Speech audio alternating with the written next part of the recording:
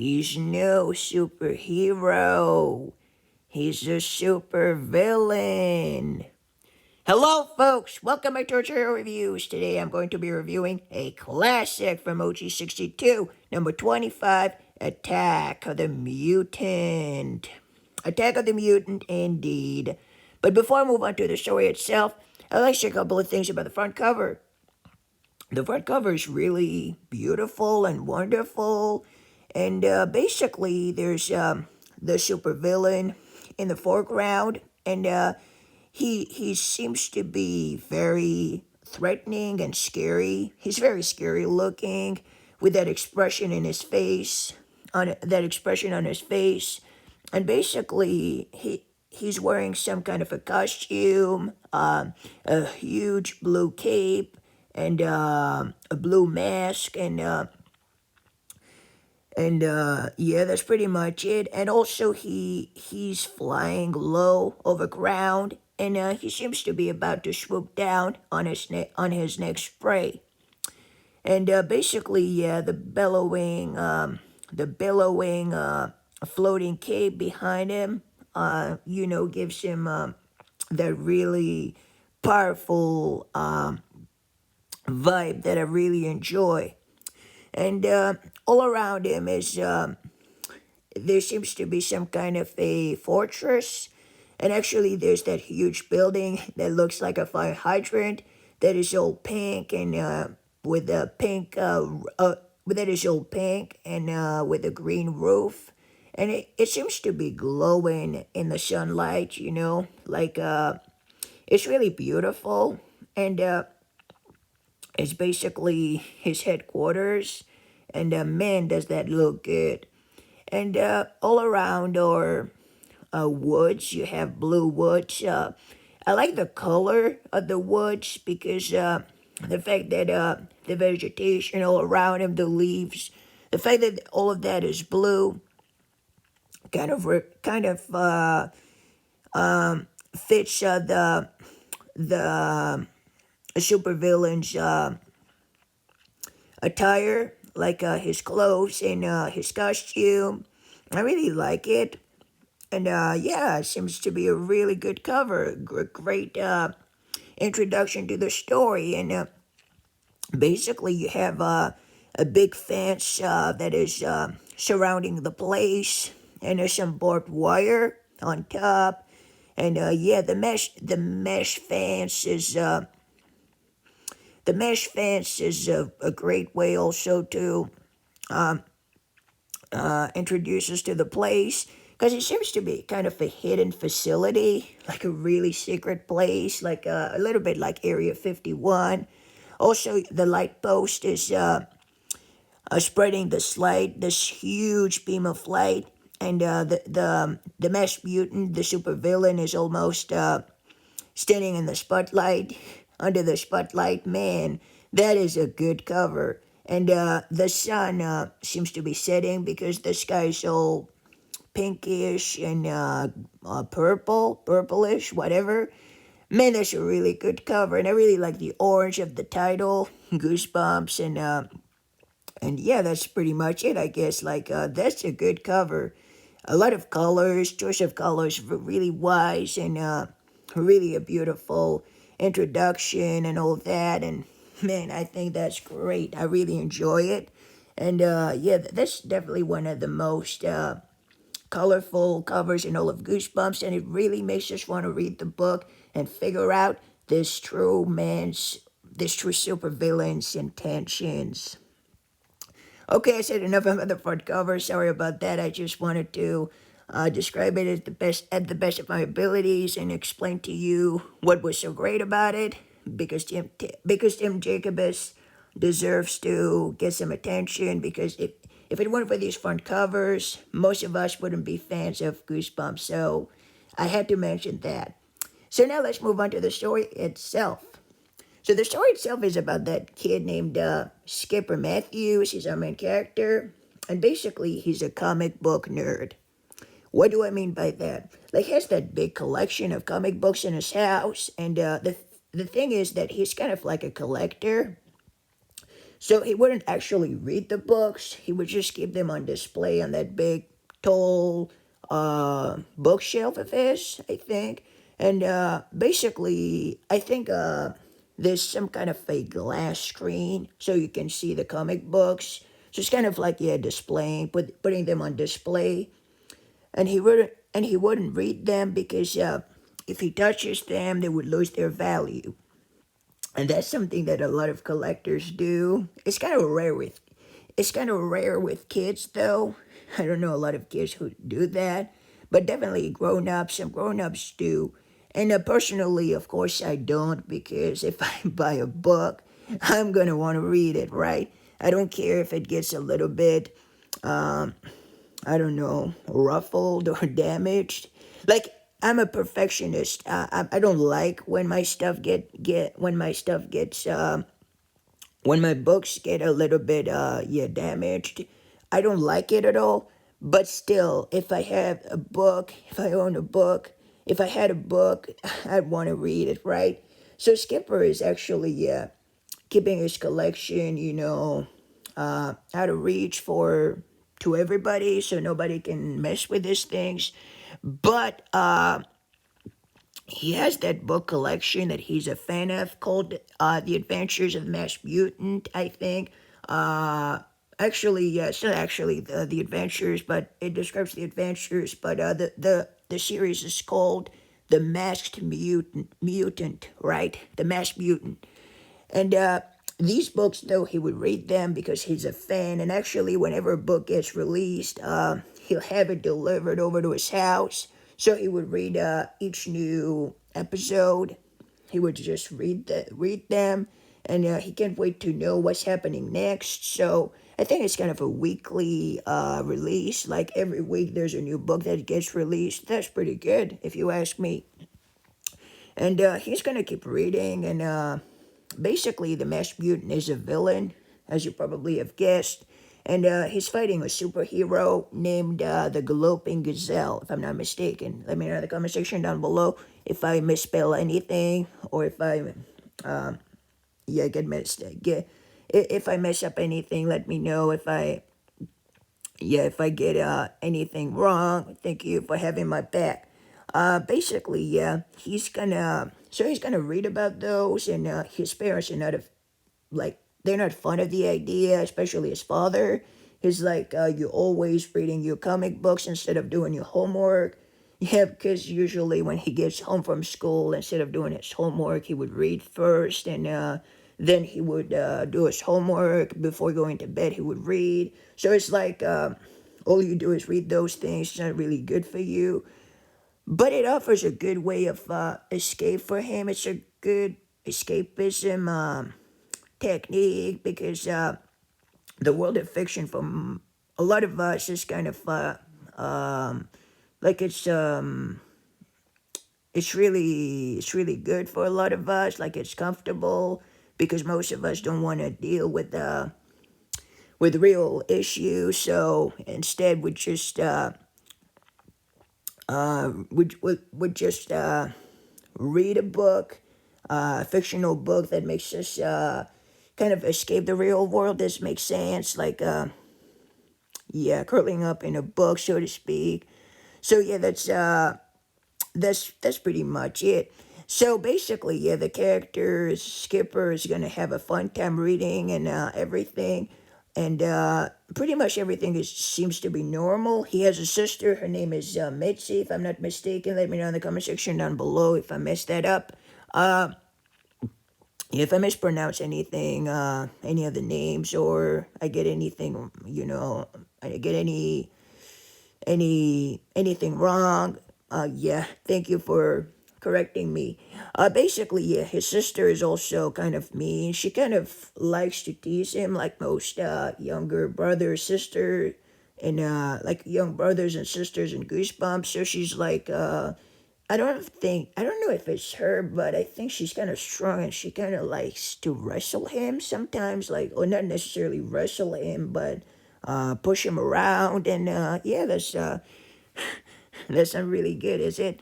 But yeah, so basically, Skipper is gonna have a fun time, and he's gonna keep reading, And I think that he just reached a part of the story that is really big, but I don't want to spoil it. Uh, so yeah, he's he's having fun, learning about what's going to happen next, finding it out. And he's reached that huge part of the story, and he really wants to know what happens next.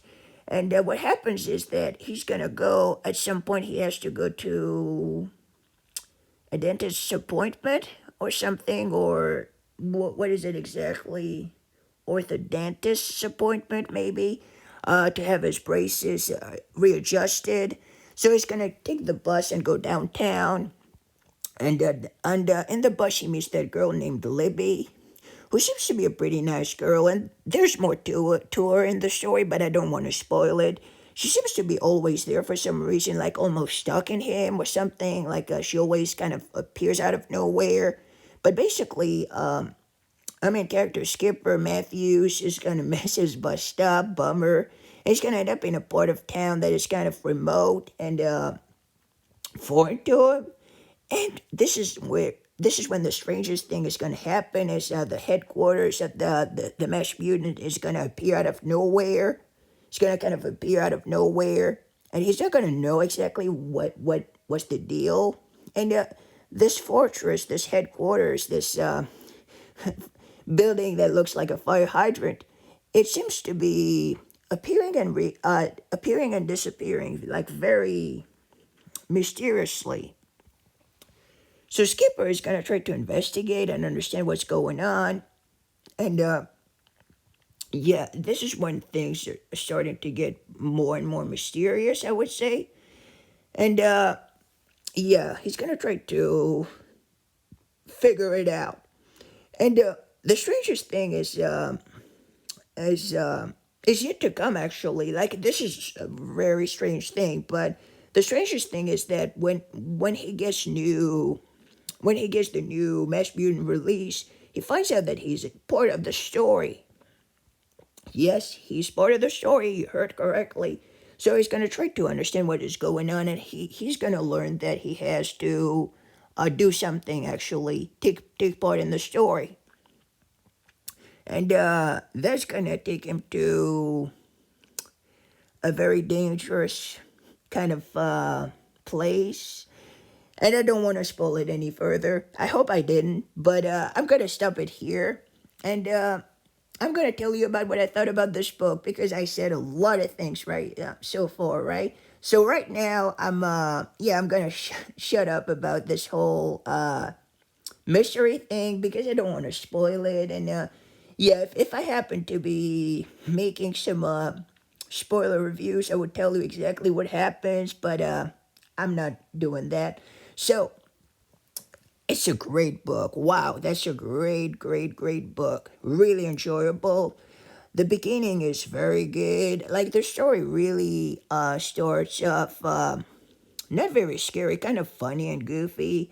But as the story progresses, it gets more and more. It gets scarier and scarier. And man, is it good? Is it good? The mysterious stone, everything, that is good. It's a really kind of mysterious kind of novel, mystery centered book. It's not exactly a scary novel per se. Like there are a few scary scenes here and there, but it's not exactly like Welcome to the Dead House or the Haunted Mask. It's more like an adventure kind of book, you know. Very enjoyable. Beginning awesome. The way the story progresses is really good. I really enjoyed it. The characters are really enjoyable. Skipper is a nice dude. His parents are okay, I guess. His sister is just alright. Libby is a good character. I liked her. I liked her part in the story. I liked her. I liked her part in the story really much. She's good. Yeah, the Adventures of the Masked Mutant. You know, this metafiction. Metafiction is kind of like a fictional story within a fictional story. I think that was pretty good. I really enjoyed it, and I'm kind of surprised that the Masked Mutant doesn't get more attention, like as opposed to Slappy and the Haunted Mask. Yeah, he's a great villain. I really enjoyed him. I mean, his part of in the story was so good, man, and that was good too. Like the wrestling scenes in the comics. I mean, that's a good story. It's really It's really descriptive. Like it's a real descriptive novel. It's a really descriptive book. Yeah, really descriptive. Like there are a lot of details in the story that are included. Like for example, what happens to exactly when. So even though it's not a comic book, you can still basically imagine what it'd feel like because it's really well detailed. And yeah, the story is really well written, and I really enjoyed that part of the book. It's really well written, and the way it progresses, it makes sense. The build up, that makes perfect sense. That makes perfect sense from beginning to end. It's an easy novel. I would say anybody can grasp it, whether it be children or adults. Like everybody gets it, so it makes perfect sense. And I would definitely recommend it for young children, like who are like 8 or 9 years old, who are into this superhero stuff, like the Superman movies, Spider Man, the Batman, DC Comics, Marvel, you name it. It's a great book, really, and I really enjoyed it. I kind of wish, just like Michael Goosebumps, and yeah, I kind of wish that the book was made into a graphic novel or comic book. That would have been awesome. I really wish that would have been possible. Like, I could definitely imagine what that book would feel like as a graphic novel. Man, that would be awesome. I really like the fact that, furthermore, I really like the fact that, the line between fiction and reality is kind of blurred in the story, so you don't really know if what happens is real or not. There's that kind of confusion that I think was handled really, really, really well. I loved it, man. I loved it. The Mass Mutant, Attack of the Mutant is a great Goosebumps book. The only thing I wish was more there, though, like more detailed, was the Mass Mutant's motivations, like his background. I would have liked to see a little more of that. And also, I would have wished it was scarier. It could have been a little bit scarier with some scarier scenes, like some scarier scenes because yeah, some scenes could have been a little bit scarier. Some scarier scenes to make the book more, even more effective as a Goosebumps book and more terrifying. But I'm not saying that the book wasn't good. It may not be excellent as far as I'm concerned, but it's definitely it's near excellent. It's near perfection. Like only those two things I would have liked to see more detailed and thoroughly examined. Right? More elaborated. More elaborated. Right? I think that's pretty much it. I think I said it all. Yeah, that as a graphic novel would have been awesome. And to conclude, as a conclusion to this video, it's not really your typical Goosebumps book. The fact that it's kind of like a comic book. It's really, how could I say? It's really uncommon and not really typical of Goosebumps, but it works really well. Just saying, it works perfectly well. I really enjoyed it. I really enjoyed it, folks. And the front cover is awesome. And if you happen to be joining our Goosebumps Discord community group, you would find out that this is actually the profile picture that, yeah, Grayson, the Goosebumps kid, check out his channel that he created. He created the Goosebumps, the Discord group, the Goosebumps Discord community group. He started it, so yeah, check out his channel also. And this book is awesome, and I think the front cover really is a great way to introduce us to Goosebumps, and it's one of Tim Jacobs' finest, and it's really good, and it really makes us want to read the book. And it could have been really easily one of Goosebumps mascots, like apart from a Slappy and the Haunted Mask and maybe the Monster Blood. So yeah, this book was awesome. Not your typical Goosebumps book, but definitely great. Check it out, and it's definitely worth it. And the comic aspect of the novel works really well. The comic aspect of the novel works wonders. I would have just liked to see it more, maybe. What am I saying? Oh, yeah. I would have liked to see it as a graphic novel. I would have liked to see I would like to see what it would look like exactly. I would really like it. So if I were to rate that book, I'd give it 8 out of 10. Really great book. Really enjoyed it. And I guess that's pretty much it. Yeah, 8 out of 10. What about you folks? What do you think about Attack of the Mutant? Did you like this book? Did you hate it? Is it your favorite Goosebumps book? Is it your worst Goosebumps book? Please let me know in the comment section down below. I can't wait to hear what you have to say about it. And I'll see you next time for my Harris adventure. In the meantime, take care. Goodbye. And see you later. Thank you for watching. Thanks for watching. This Torture Reviews for you signing off. And now I'm going to be reading the summary. Read at your own risk. Skipper Matthews has an awesome comic book collection. His favorite one is called The Masked Mutant. It's about an evil supervillain who's out to rule the universe. Skipper can't get enough of the mutant until one day he gets lost in a strange part of town and finds a building that looks exactly like the mutant's secret headquarters. A building that appears and disappears. Has Skipper read one too many comic books? Or does the Masked Mutant really live in Riverview Falls?